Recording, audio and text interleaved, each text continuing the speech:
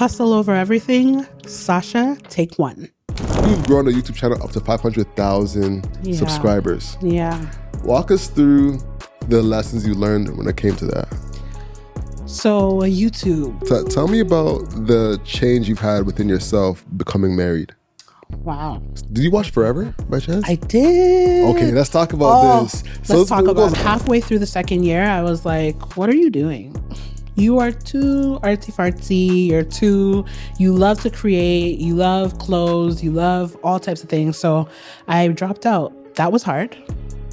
Because my mom was, again, like, here we are in that situation where it's like, I worked and I did all of this for you to drop out of university.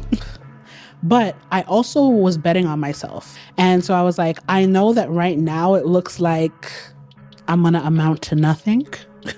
But I promise you, once I get my footing, I'm going to make some shit pop. And I did. Moving on from Ghana, what's new with you? What are you working on? What's new with me? So I'm actually working on...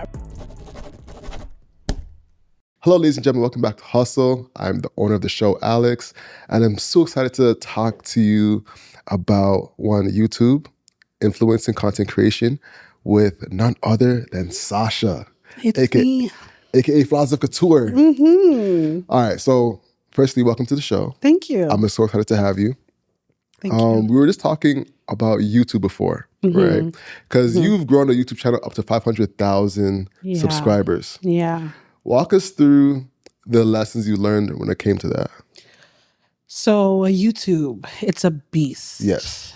And it's my favorite platform. I love it so much, only because organic, genuine content is rewarded there. Mm-hmm. And I experienced it because, I started a channel with my dad, the cooking channel.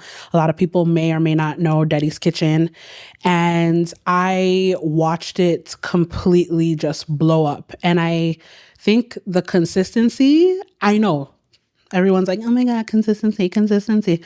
It's literally everything when it comes to YouTube. And I think a lot of people think that because they're making something super amazing, that it's just going to like win in that platform. But the reality is that without the consistency, you just will never make it on YouTube. Never. How consistent were you? Like, how often were you guys posting videos? And so I love this question because a lot of people are like, okay, so like 5 times a week, 2 times a week, 3 times a week. Now, there are people who argue that you should be posting at least 3 times a week, which I can't wait to get to that point. But the reality is I was not posting 3 times a week for Daddy's Kitchen. I was posting religiously once a week. Every Sunday, they had a new episode of us in the kitchen cooking a meal with our family. They were just invited in. That's it, right? And I just never let go of that 1 week mark. Never, ever. Now, I agree that had I posted maybe 2 to 3 times a week, who knows what the channel would be at right now. But what's wonderful about YouTube is that you could do that. You could start doing that. You could decide today that, you know what? Going forward, we're 2 a week, 3 times a week, 4 times a week. So I would say that you need to post at least once a week. You can't do the every couple weeks, type situation. You have to be on that platform, feeding the algorithm, speaking to your audience. Because then that's another thing is the never speaking back to your audience type thing. That doesn't help at all. So yeah, I feel like that's just the tip of it. There's so much more. For sure. But what's interesting about your situation is that you're working with your father. Yeah, my dad. What's it like building something within a Jamaican family? It is interesting, but rewarding, extremely rewarding. It's not easy, of course. My dad was in his 60s when he started the channel. He was I think he was 64 when he started the channel. And my dad didn't even have a cell phone until 10 years before that.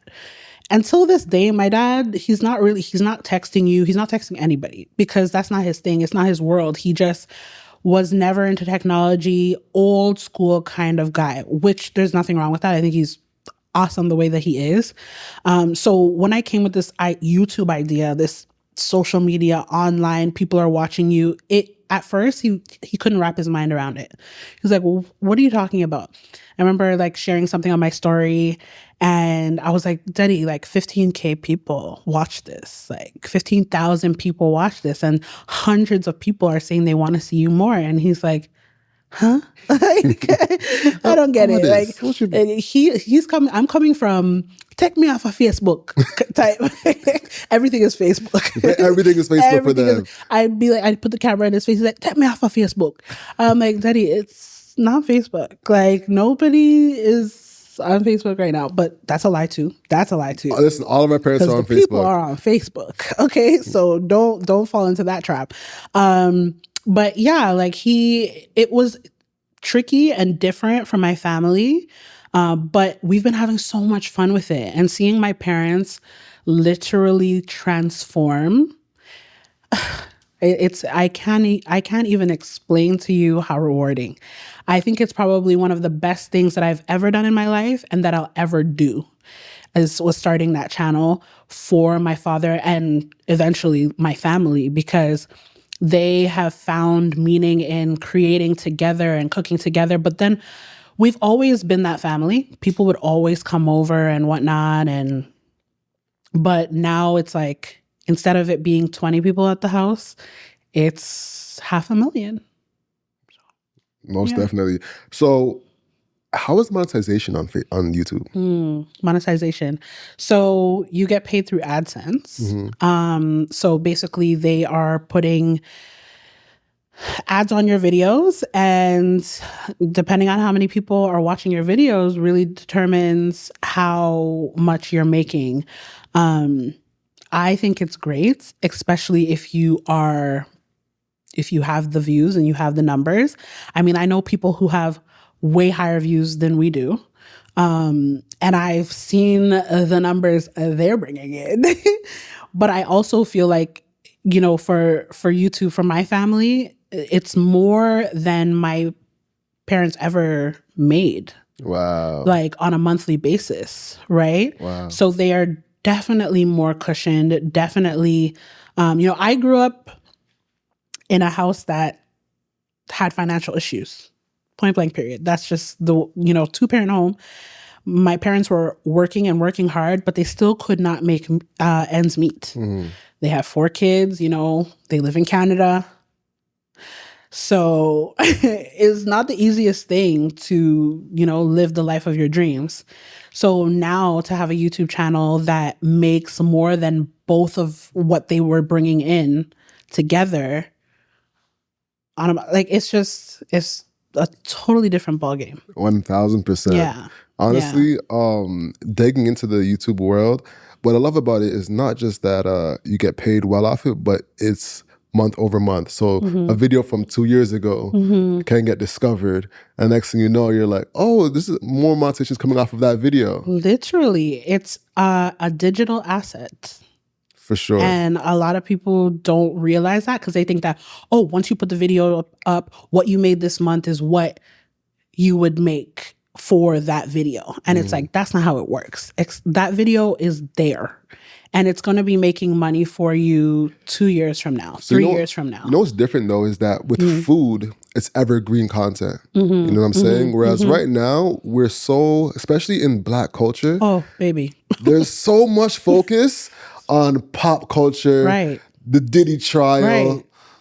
What's happening at the moment, right? I'm even a part of the problem. Like, I feel like sometimes when I'm doing other content, I get stuck in that. I get stuck in like, okay, well, I did this for Daddy's Kitchen, but let's now talk about, I don't know, pop culture, and it's like, there's so much more. There's so much more, and we definitely do get pigeonholed into that. Yeah. We need to free ourselves. And with creating an asset of that, like, you get discovered based on the search terms, right? And not based off of the pop culture terms. So that thing might spike for a quick second, but then after, once it's gone. Right. You know, because your dad just got discovered by Kai Cenat. Based off of that. I was like, what the heck is going on? I couldn't believe it. I was like, wow, imagine. You see, and this is what I mean. And this is why I just like, I'm really passionate about people truly opening their mind when it comes to YouTube and what they can offer and who they can do it with, right? A lot of us, everybody wants to be like the face of everything and like to be like really, you know, that person. And it's like, you are stopping your bag. Like you're stopping your bag because you are surrounded by people, parents, grandparents, aunts, uncles who have so much to give and just need your support. And really you could change the trajectory of your life and your family's life if you are okay with being on the back end and putting the real talent up at front, you know? So that's how I feel about that. That's interesting, you know, because a lot of our parents, they came here and their goal was to become experts in one thing that they can continue to make money off, have a career. And what I'm finding on YouTube now is a resurgence of experts. People want to cut through the noise and find someone who actually knows what they're talking Knows exactly about, what they're talking who's about, had 10, 15, 20 years in the game. I can speak to it at length. You know, so a lot of our parents, they have that expertise, but they don't know what to do with it. Right. They're like, exactly. And that's where we come in. What are we here for? I feel like our parents, they did something that we couldn't do. Right? Many of our parents are immigrants. Many of, not all of, you know, well, all of us are. But I mean, like some, for example, I'm first generation Canadian. Are you as well? Yeah, I'm first generation Okay, Canadian. so I know some people who are like second gen, right? So their parents are Canadian, but their grandparents are Jamaican. No, our parents are Jamaican. Like, well, even if you're second gen, your parents are Jamaican. But our parents came here Yes. and they were like, we're going to get in where we fit in and we're going to make some money and we're going to make sure that we take care of our kids, our family, etc. That was their motive. Now we're here and we have the blessing of being able to sit in a beautiful room like this, okay, and say that, you know, we're living out our dreams and doing whatever it may be. And then a lot of the time we just move forward and we don't think about the sacrifice that they made, that we could never, like we're not even built. I don't even feel like we're built like that, you know? And I feel like they don't get enough credit, especially Jamaican, especially Caribbean elders. There's a lot of like, oh, they did this wrong, they did this wrong, they did this. They're living their first time too. And they came all the way over here. They didn't know the racism that they were going to face. They didn't know the medical racism that they were going to face. They didn't know any of the troubles, the trials, the tribulations. All they knew is that they were trying to give themselves a chance and their kids a chance. And now here we are and we're like, I don't know. I'm not inspired. I'm not like, and it's like, take the baton. How are we going to push this forward? Because they made a sacrifice that, like, we don't even know the beginning of. Facts. Did you watch Forever by chance? I did. Okay, let's talk about this. So let's talk about it. Right into this. Let's talk about So it. do you think, what's the guy's name in Forever? Lord, I forget already. But you know the main actor's name. Yes. Was it Chris? I gotta look it up. Yeah, no, we gotta look it up. Yeah, I don't be remembering Forever people's cast. names. Oh my gosh, I remember the girl's name was. What was the girl's name again? Oh, we were bad, eh? I'm really bad. Bad This is the most Jamaican thing about where our name again? Forever Netflix cast. Oh my gosh. So the waterfront. Okay, so Justin was his name, and Keisha. Justin and Keisha. There we go. Okay. Justin and Keisha. Yeah. So, do you feel like Justin was moving entitled with his decisions? Okay, so a little bit. I mean, a little bit. I thought Justin was a great kid, but I think he was a little entitled. But I think that maybe because he had these like well-to-do parents, you know, he had this life that many other Black youth don't necessarily experience. Yes. Which is why I loved this show so much, because I was like, finally. Refreshing. So refreshing. I was like, finally, we get to see a Black family that is doing well, because this is the reality for many Black families, but they don't get that.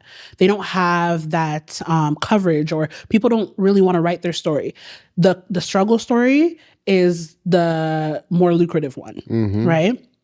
So I loved that, you know, we got to see this, but I feel like maybe it's a tad of his privilege that caused him to, you know, kind of be a little bit selfish in the way that he was moving, but I felt like he was such a great kid. So I'm torn between the Yeah, two. it's almost like we work to give them that selfishness. Yes. Yes. You know? Yes. 100%. Yeah. He deserved to go through all of those phases and have those desires and whatever, you know, but I also understand his mom so much. I understand his dad too. Yeah. Like, so let's give the audience some context. Yeah. So in Forever, there's a well-to-do family. I think the mom was in finance and the dad was a chef. Yes. And the son was in that high school to college phase. Yeah. And was trying to make a decision of where I want to go in life. Right. And he had basketball as an angle, and he was decent. You know, he had a great shot, but in terms of everything else, he was mid. And he Mid was at best. mid at best, you know. So he was trying to find where he could fit in. Yeah. And his mom had created a lane for him to get into a school. I think it was called Northwestern. Yes, Northwestern. And he then was like, even though there's this lane for me to go in that's pretty straightforward, I don't want to go into another PWI because the high school he went to, which is a well-to-do high school, was a PWI. And he wanted to switch things completely. But for those who don't know what a PWI is. Predominantly white institute. Okay. Yes. And he also wanted to go into music. So not even just go to another school. He wanted to go into what all the other black boys want to get into. Exactly. Music. Or basketball. Exactly. And I think it's tough. Honestly, I've been there. You know, in 2013, I discovered blogging. And I didn't even realize it at the time, but I was way ahead of the game. Oh, yeah. 2013? Yeah, 2013. Oh, I know those. I know that time, that era. Yeah. That was back when Instagram was the camera, you know, Funny. and Yeah.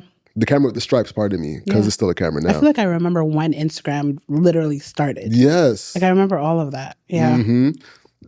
And I was at Humber doing fashion arts, and I realized that I was starting to get traction doing blogging. I was doing like an art blog at the time, and I had started closing some good interviews. I closed Vintage Frames, which is a celebrity. It's amazing. You know? And I'm like, oh, okay, I'm getting some traction. But I realized I was starting to get divided between school and the blog, you know? And I chose to do school to lock in. You're a good son.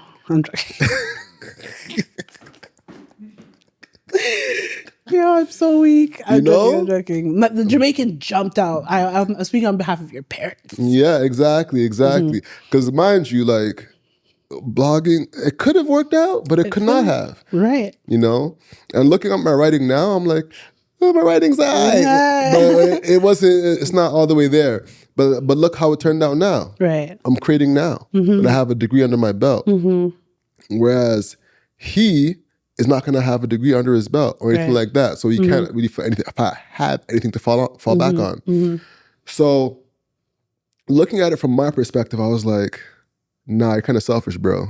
Because his mom put so much effort into getting him somewhere. And his dad too.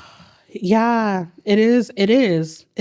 And I was torn too because I was like, oh my gosh, as an artsy fartsy kid, I was like, go after your dreams, go do what you have to do. But then initially I was like, sir, you could do that on the side. You could do that on the weekend. Facts. Okay. Your parents did not go through everything that they went through. And I'm sure she had to build serious community in order to be able to rub shoulders with people and do what you have to do so that when the time comes, even if your son is mid at best, you could get in. And they do all of this work. And they're like, okay, I'm getting old now. And you're going to take it. You're going to take the baton or you're going to take the torch and then see them with the torch. Just like. Yeah. For real? And the thing is too, is that he's now going to miss. So, and I'm not you got to graduate, got to go to school person, but I think there needs to be a college phase. You might not be in college itself, but you maybe need to go work under your pops, for example. Maybe you need to go work in a thing relative towards you. Because check this out. When I went to college and university, working with other races, working with people who don't give a about you, you know what I'm saying? I don't know why I didn't cuss. People who don't give a fuck about you, you know? Right. It changes the way you operate. Yeah. And you need to learn how to operate within that. Yeah. Or else it's going to be an uphill battle. Right. You know what I'm saying? Yeah. No, I agree. But at the same time, you want to be able to go for what rewards your heart. Right. Because you don't want, like for Justin, it was Justin, right? Justin, yeah. You know, you don't want him to turn back and resent his parents for that. And that's what happens a lot. Yes. But I think with maturity, as you get older, even though there's a lot of people who I feel like we're the same age and they still don't have, it hasn't clicked. They're still blaming, right?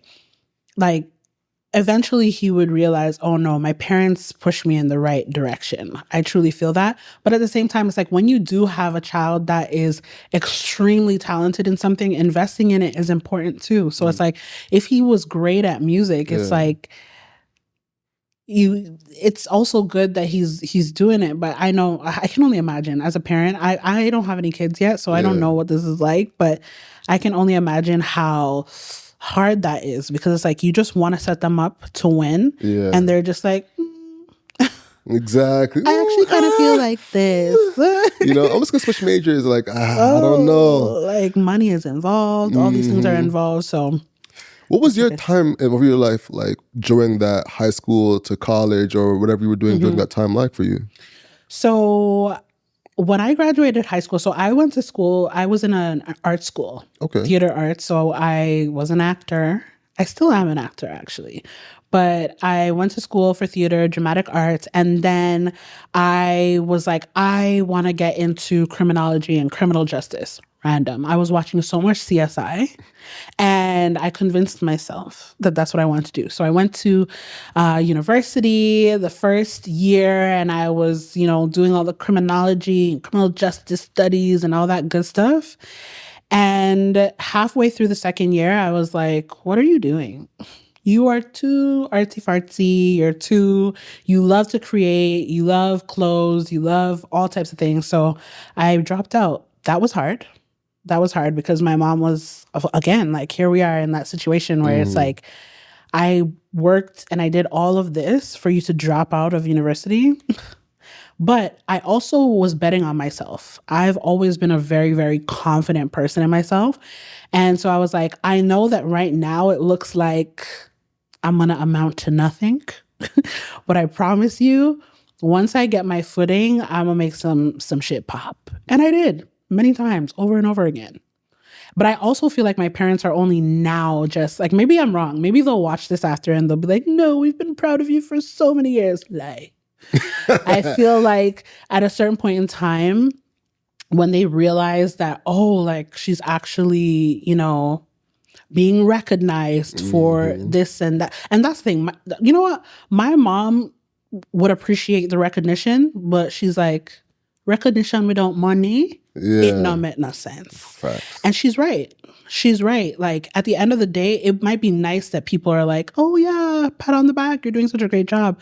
But if you can't pay your bills, what are we doing here? You know? So yeah, that was my high school to college, university play. Like, I don't know. I feel like you kind of have to do what you truly want to do because you'll stick it through. Nice. You're better than me, yo. Shout out to you.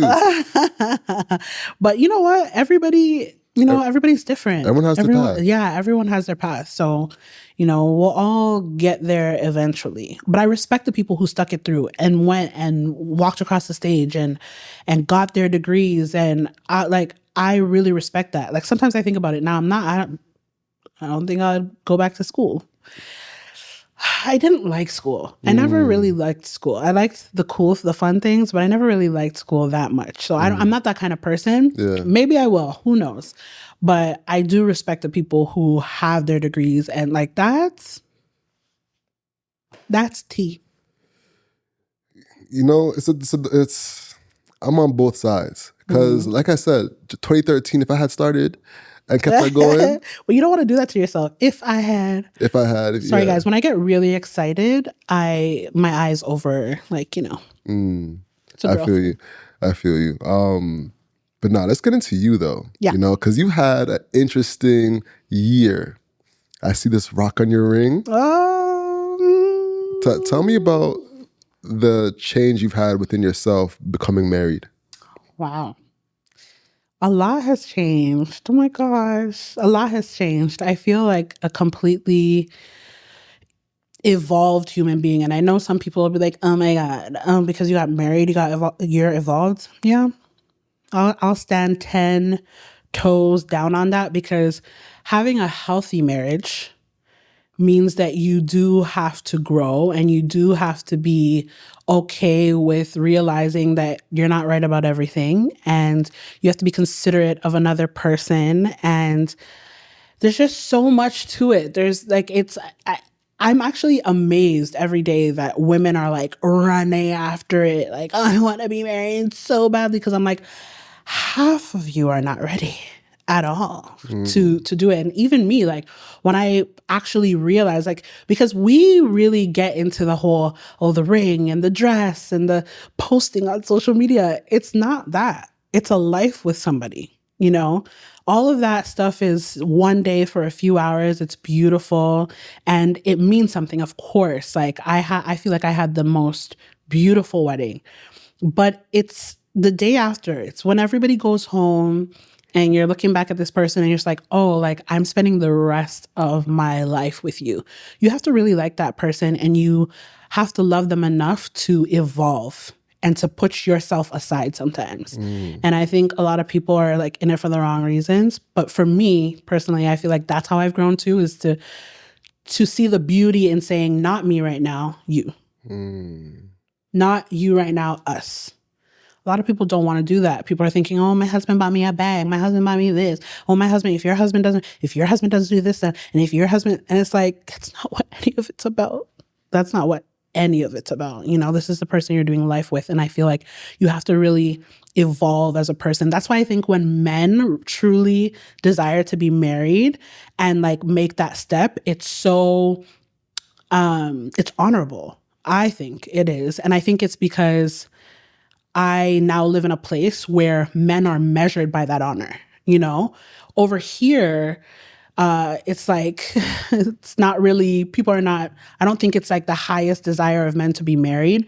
Whereas in Africa and in Ghana, it's like people measure you by, your family. Have you chosen a wife? Like, do you have a responsibility outside of like what you're doing tonight with the boys? People respect you like in a different way. And I've noticed that, I've observed that, but also that's been confirmed through the conversations I've had with women, wives, men out there. It's just a completely different world. And I feel like I'm growing into it. I'm not all the way there, but I'm growing into it. Is that the main difference you see between Ghana, being in Accra, and having a Jamaican background? Sorry, the question was again? Is that the main difference you see between Accra culture and Jamaican culture? So yeah, it's like night and day. I mean, I'm a Jamaican girl, okay? I love my culture. I love, and never will I put down my people in any kind of way. But yes, it is like night and day when it comes to the whole idea of marriage, right? But again, these are things that we can't blame. We can't even blame Jamaicans for having less of a responsible married man culture. These are things that stem from slavery. I was about to say that. Like, so when people are like, oh, Jamaican man, my family here and family here and family here and family here, slavery was not as far away as we have been conditioned to believe that it was. It's still playing out in our communities. There's a reason why this man is such a great man, but him have a family here and him have a family here. And not to say that African men, let me say this first. Not to say that African men ain't doing the same. I'm not saying that. But I'm just saying, like, there's a culture of like, jealous, like, culture. like, or like, You don't need like how many Jamaican men do you know that they invited you to their wedding? Like jog over your life. Yeah. I've only been to, I've gotten one. No, he's not Jamaican. He's St. Lucian. Okay. So, and that's not to say, again, I'll say it again because I don't want people drag me now. Okay. They'll probably still drag me, but it's okay. I'm built for this. I'm not saying that, you know, we're here shitting on Jamaicans because, like I said, I love my Jamaican people. I love my Jamaican men. But there's a lot that has happened throughout slavery that you can still see in our community today. And the reason why you don't see it on maybe African soil so much is because literally those people were still there. I've had conversations sometimes, you know, with even my husband, and he'll be like, "Oh, I don't understand this," or why are you guys so fascinated with like the color of your skin, your race?" And I'm like, that is your privilege. Your privilege is that you and your lineage, like your family, has remained here. You were not taken from this land. Us, on the other hand, we were taken from one of these countries, right, on this continent, and we were brought into different places. And there's so many things that have happened over time that have caused us to be the way that we are, right? With, you know, small little detail like, you know, small but big, you know, a slave being tall and bulky. He comes off of that boat with his wife, if he's lucky to have his wife still be alive, okay, and his kids to be there. And he's being told that he needs to go and mate with this woman because she's also tall and big, and we want more that look like y'all. Mm-hmm. So now this man is leaving his wife, who he had on African soil, okay? And he's moving from house to house to house. And they're doing that with multiple men. So what do you think is going to happen over the next 100 years? There's a culture of men not staying in the same home, right? And it's our job to cut it. It's our job to be like, no, I aspire to have something else.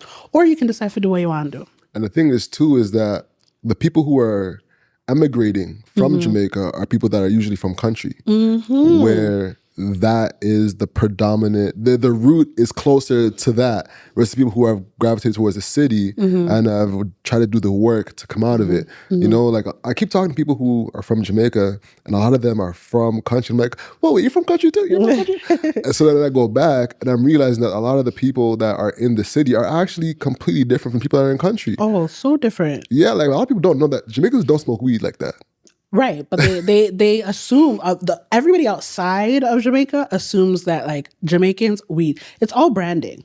It's all branding. It also stems from Bob Marley. Many people know Jamaica. When they think of Jamaica, they think of Bob Marley, and Bob smoked and he has dreads. So this is what Jamaicans are like, right? But many people don't realize that there's so many Jamaicans who turn their nose up to weed smoking and are not into it.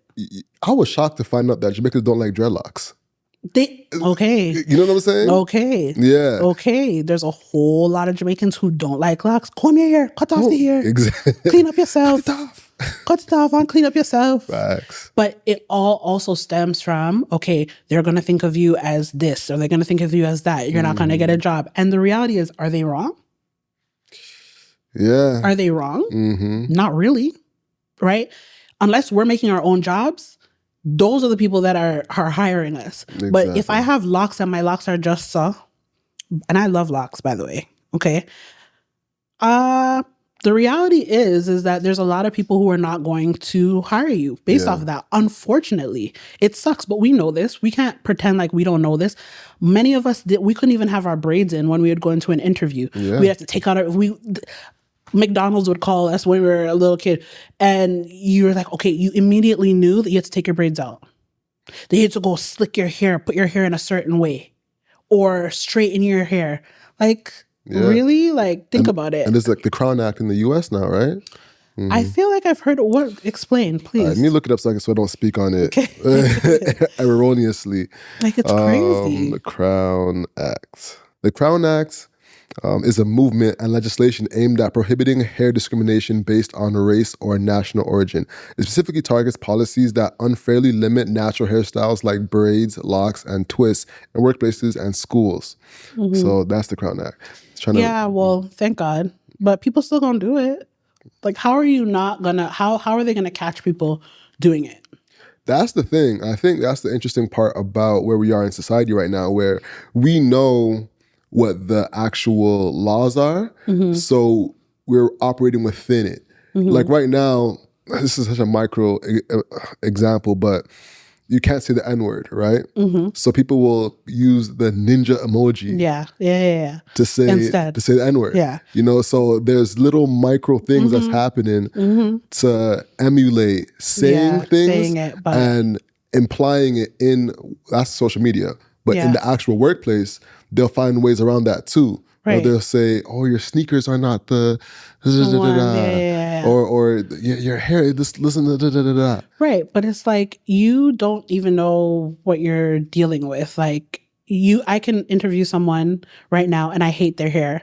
And in the interview I'm like, "Love your hair, by the way." Yeah. Unfortunately, I'm not going to be able to take you. That's the one. That's the one. Yeah. Love your hair. Oh my gosh. My daughter, she's always wanted her hair like that. How do you do it? Oh, I can't wait. So unfortunately, you're not quite the person for the job because, you know, here with your other job, like there's no way. There's no way to get around it, unfortunately. We just have to create more jobs for ourselves. Yes, most definitely. Most definitely. Now, moving on from Ghana, what's new with you? What are you working on? What's new with me? So I'm actually working on bringing some sort of a podcast forward to grace the people. I'm not going to speak too much about it because I'm it's still in its formation space, but I'm really excited to finally bring it. There's a lot of people who may recognize the people on it, and I'm excited for our new audience. It's just a whole world that I'm ready to open up.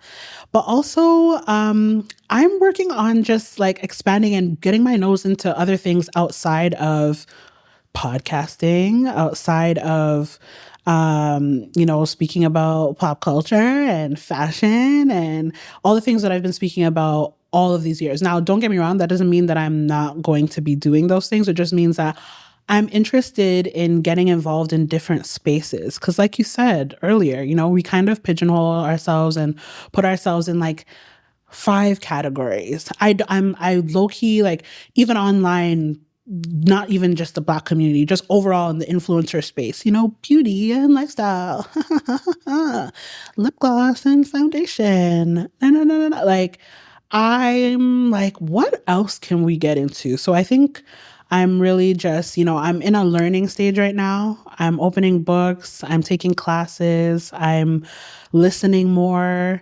And I'm also getting back into acting. Yeah. Also getting back to it was a prayer of mine since I left, since I was done school, theater school, when I was like, you know, like 18, 19. I started Flaws Couture, my business, and I always had this like back end prayer that I was like, God, in my 30s, please bring me back to the stage, because I've always known that I'm really great at it. I love it. And I just wanted a chance to give my brand, you know, a good start, and then I would get back into it. So God has answered the prayers, and I've been given a role on a show. I won't say yet, but you guys will see really soon. And I'm just so grateful. I'm just so grateful to be back in this space and to know that the first role back is something that is on a network, on TV.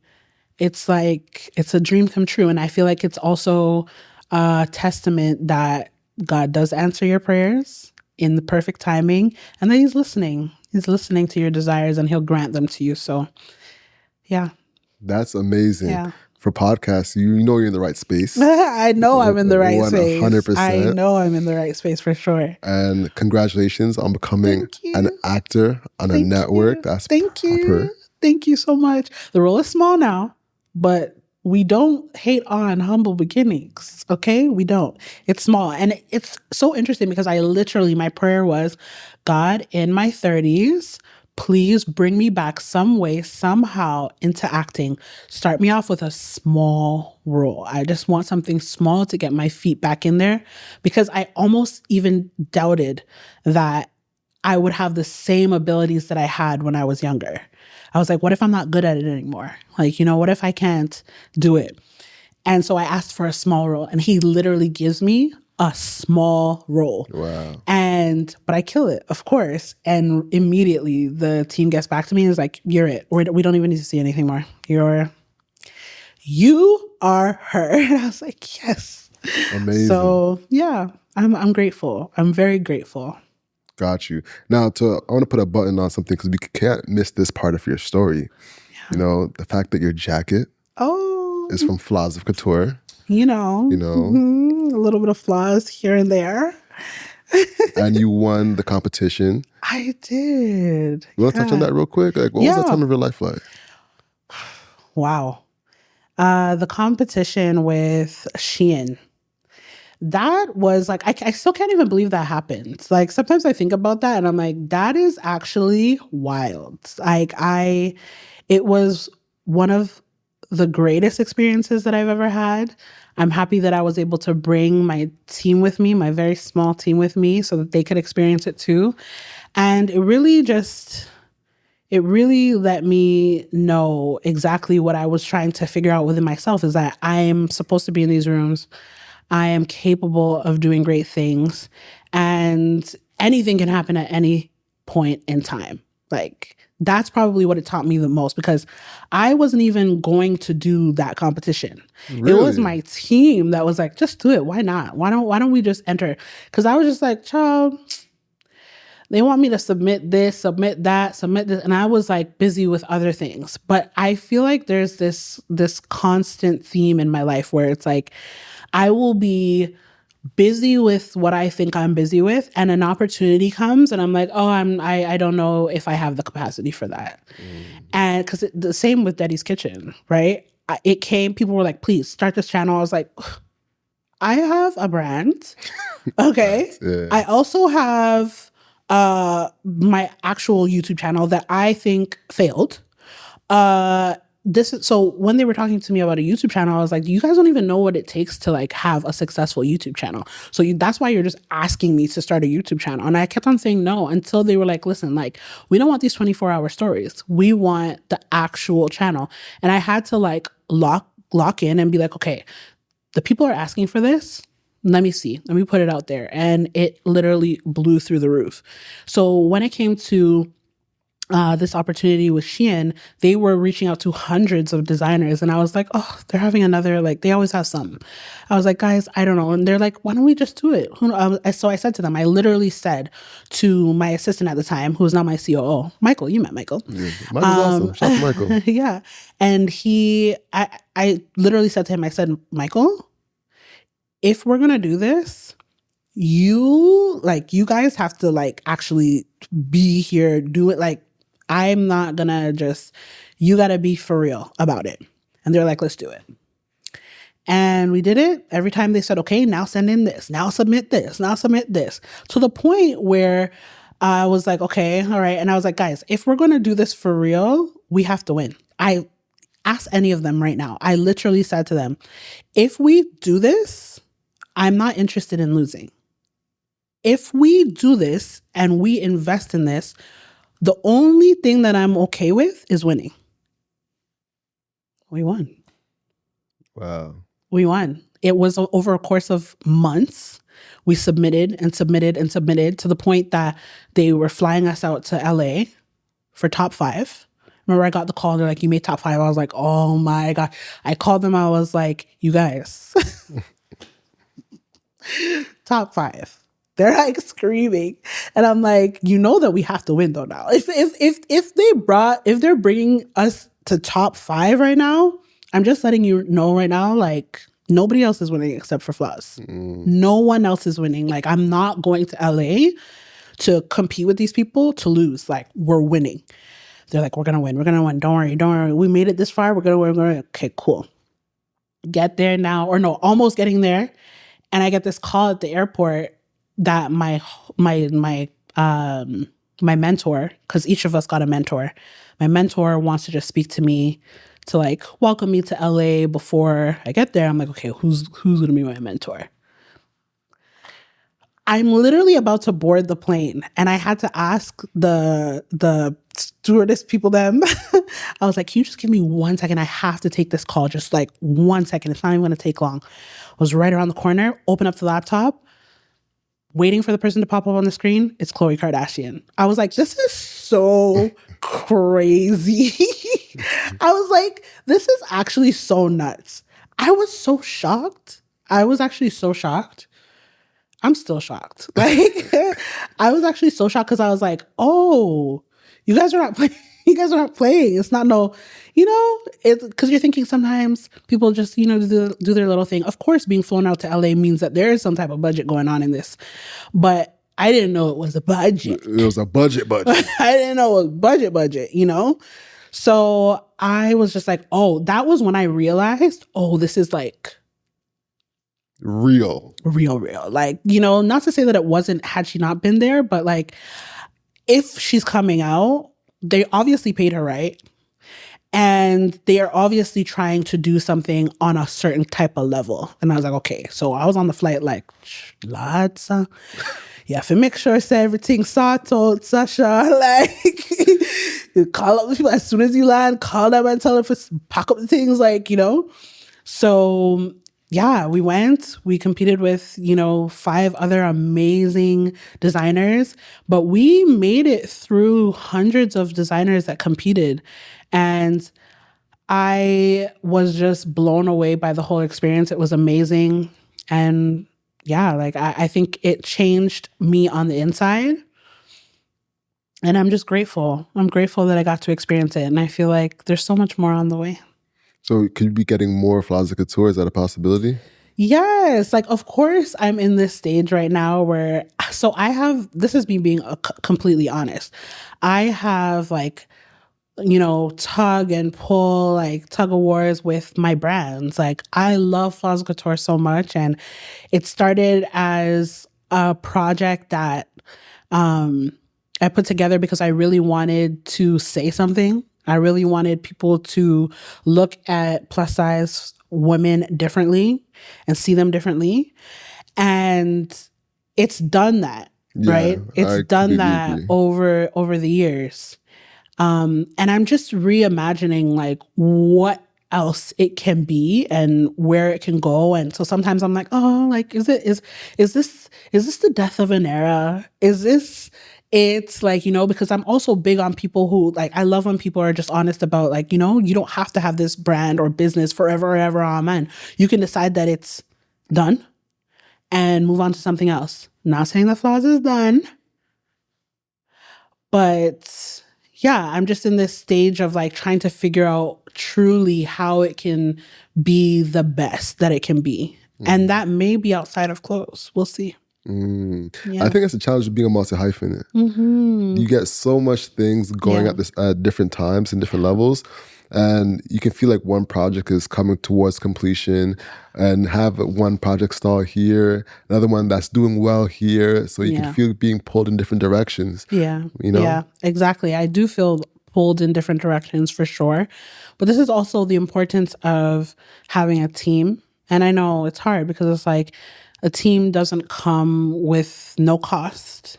You still have, and that's why it's such a blessing when you have people who believe in you so much that they'll stick with you through it, regardless of if it's 1 penny here or a mill here.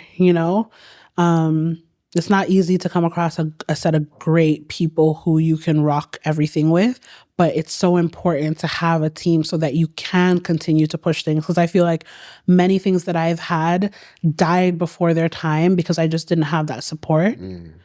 And I had to just choose. I had to say, all right, let it go. even though I know that I know that I know inside that it could be something huge. But the reality is sometimes you need the manpower. You need people believing in it too. And now nobody's going to believe it as much as you. That's the truth. That's something I've learned.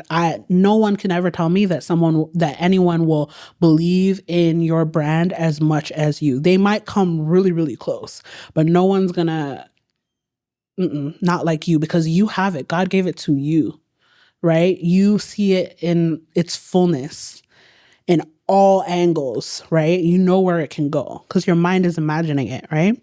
But fingers crossed for us all. Fingers crossed. Fingers crossed for us all. I have one selfish question for you. One, we're going to talk about YouTube off the mic. Okay. But on regards to a team, how do you balance letting the team give creative output and making sure they're steering the way your ship wants to be sailed? Oh my gosh. That's a good question. So for me, I can only speak for myself. I think for me, like it's kind of hard sometimes having the conversation or like reminding people that, hey, I'm the boss. I'm me at the business, like, but at the same time, like not having ego is like one of the best things that you can do for your business. Ego has to die, even in a relationship, even in a marriage, right? It's the same thing. Like ego has to die. You have to kill that ninja. You have to kill it because it flares up and it will cause issues where there doesn't even need to be an issue. And it's not just you that has to kill the ego. You have to try and get that team to kill the ego too, because some people, it's flaring up and whatnot. But I feel like I always want to give a space for us to just be honest about where we think things can go and ideas. And I'm also just as honest by saying, I don't see it. I don't see it. I don't get it. But if there's a way for you to explain this in another way so that I get it, the floor is yours. But as for right now, no. I don't like that. But I think because they know that I'm not an egotistical type person, they know that that's not coming from a malicious space. Yes. So I feel like if people feel comfortable with you, right? And they know that you are also there for their growth, because that's the next thing. If it's all about you and people don't feel like, oh, I can't grow here too, then they're just at any point in time, someone can come take them away from you. Or they'll just like, or whatever, or maybe they'll hold certain ideas for themselves instead. But if they feel like, oh no, if she's growing or if he's growing, I'm growing too, and this person cares about my growth in this company or in this establishment, then I think they give a little bit more. Like, I don't know, I feel maybe we need to talk to Michael, because Michael is my team. But Michael, like, he'll be like, okay, so we need to do this. So we need to do this. We need to do this. And I don't think he ever feels like I would shut it down in any kind of way. So that's what I feel. I feel like if ego is dead between you and your team, then people are freer in giving of themselves and their ideas. And when you tell them that it's a load of shit, they won't feel so bad, because they'll be like, okay, I get it. Okay, let's try this, So that's my thought. No, I love it. I love it. Yeah. I completely agree. Having the space of no ego, so they know that it's not self-serving, but more so the team serving, is such a big difference. Yeah. And that's what I want. Like, I have no desire to just be like this, I know a lot of people, don't get me wrong, there's nothing wrong with being like, people are like, I want to be the most famous girl in the world, da, da, da. Like, there's people who have those dreams, But for me, I'm such a community girl. Like, I am such a community girl. I love to see when my people are good. I love to see people coming together and making things, like, it makes me so happy to see when people, especially communities, come together and make things work however they wanted them to work or whatever. Like, that is top tier to me, right? So if we can all rise, and yes, I may be the more face fronting person, but I'm okay with being used in that way, because that's the gift that I have, right? But I also am okay with taking a back seat. Like, people are like, why aren't you at the front of Daddy's kitchen? Why not? This could be your cooking. It's like, because it's not about me. Like, it's not about me. It's about us. It's about our community. It's about the fact that there's this man who has dedicated so many years of his life under a certain company, loses his job, and somehow family and food has brought him back to life. You know, it's about how other men see themselves in his eyes. I'm not going to go put myself in front of her when there's 50 million different versions of Sasha. I'm not saying there's anybody, for real, there's nobody like me, but you get what I mean. There's so many different girls, a little blush and a little this, let me cook this, for my man in a little pair of booty shorts, Not hating, but just saying, you know what I mean? Shots fired. There's a gazillion of that out here, right? But when I get messages from men saying, hey, like, I watch Daddy's Kitchen and I just connect with the man. Like, I'm so happy that there's a channel like this. Or, this man reminds me of my father who passed. And I feel like I watch your channel to like reconnect because we used to do this exact same thing. Or young guys who are like, yo, you know how many guys stop me on the road and are like, tell your dad I cook for my girl. Tell your dad I cooked for my girl. Wow. Tell your, like, Wow. do you know, that to me, and it's not to say that the girls mean anything less, because I love hearing from the women, but hearing men and Black men specifically talk about how they're in the kitchen, spending more time in the kitchen, cooking for their family, cooking for their loved one, cooking for their girl. Like, food brings people together, and to know that we're a part of the reason why so many families are eating together again and sitting down, like, that's community, and that's really what I'm here for. Yeah. I love that point. Yeah. Where can people find you? Where can people find me? You can find me. I am Sasha Gay everywhere, on YouTube and on Instagram and on TikTok. And you can find me Daddy's Kitchen. And yeah, Daddy's Kitchen on YouTube. With that being said, the hustle is what you can control. So control your grind and control your life. I'm Alex. I'm Sasha. That's the show, y'all. Peace. Peace.